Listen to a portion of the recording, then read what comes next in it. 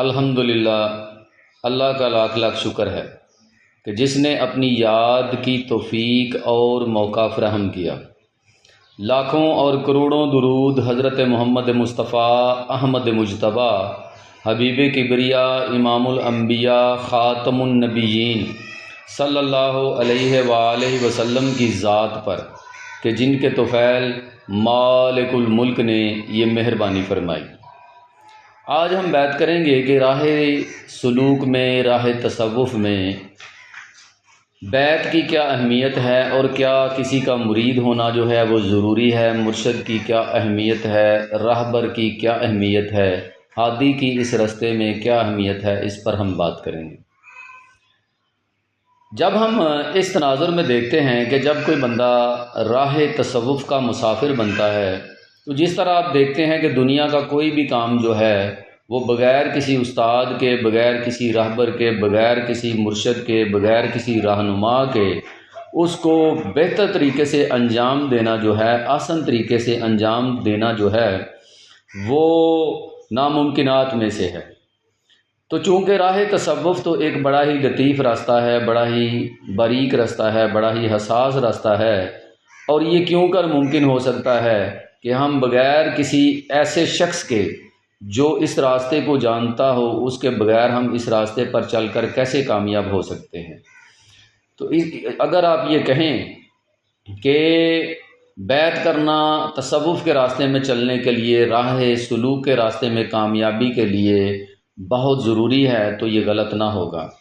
اس کے بغیر آپ کامیاب ہو ہی نہیں سکتے، کیونکہ مرشد جو ہے وہ پہلی سیڑھی بھی ہے اور آخری سیڑھی بھی ہے۔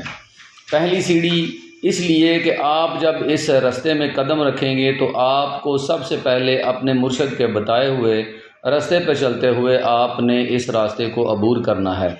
اور پہلا راستہ بھی آپ کو آپ کا مرشد ہی بتائے گا، آپ کا پیر ہی بتائے گا، اور آخری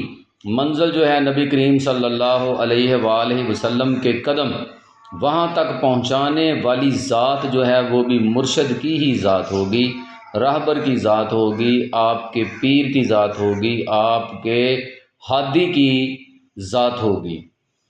تو راہ تصوف میں مرشد کے بغیر کامیابی جو ہے وہ ناممکنات میں شامل ہے۔ آپ کو کسی نہ کسی ایسے شخص کی ضرورت ضرور پیش آئے گی جو اس راستے کو پہلے سے جانتا ہو، جو اس راستے کے پیچ و خم کو جانتا ہو اور آپ کو اس راستے پر چلنے کے اصول اور قواعد جو ہے وہ سمجھائے۔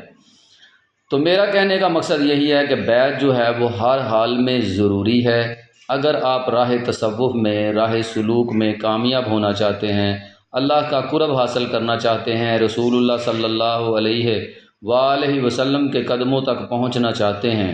تو آپ کو راہبر کی ضرورت ہوگی اور آپ کو پیر کی ضرورت ہوگی، آپ کو بیعت کرنا ہوگی۔ بیعت اب کس شخص سے کریں؟ ایسا شخص جسے آپ سمجھتے ہیں کہ وہ اللہ والا ہے، اس کے معاملات ٹھیک ہیں، وہ شریعت کا پابند ہے اور کوئی غلط اس میں حرکت نہیں ہے، پھر آپ کو یہ پتہ ہے کہ وہ اس راستے کا جاننے والا ہے، اس کو پتہ ہے، وہ خود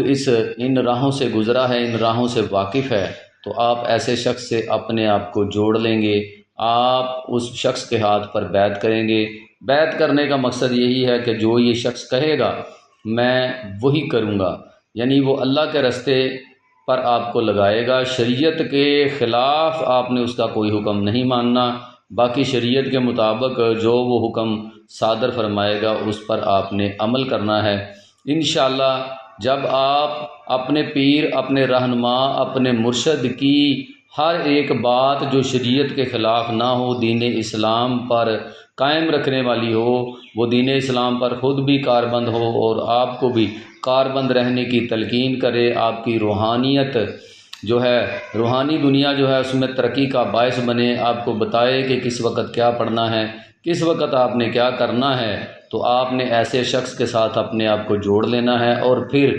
آپ نے کسی صورت بھی اس کو چھوڑنا نہیں ہے۔ تو انشاءاللہ جب آپ ایک کے ہو جائیں گے، آپ ایک کے ہو جائیں گے، آپ ایک کے ہو جائیں گے، میں نے 3 دفعہ یہ لفظ اس لیے ریپیٹ کیا ہے کہ اس کی اہمیت بہت زیادہ ہے۔ جب آپ ایک کے ہو جائیں گے تو جو ایک ہے وہ بھی آپ کا ہو جائے گا، تو انشاءاللہ کامیابی جو ہے وہ آپ کے قدم چومے گی اور آپ انشاءاللہ اپنی منزل مقصود نبی کریم صلی اللہ علیہ وآلہ وسلم کے قدموں تک پہنچ جائیں گے۔ امید ہے کہ بات کی آپ کو سمجھ آ گئی ہوگی۔ اللہ تبارک و تعالی عمل کرنے کی توفیق عطا فرمائے۔ وما علینا الا البلاغ المبین۔ السلام علیکم۔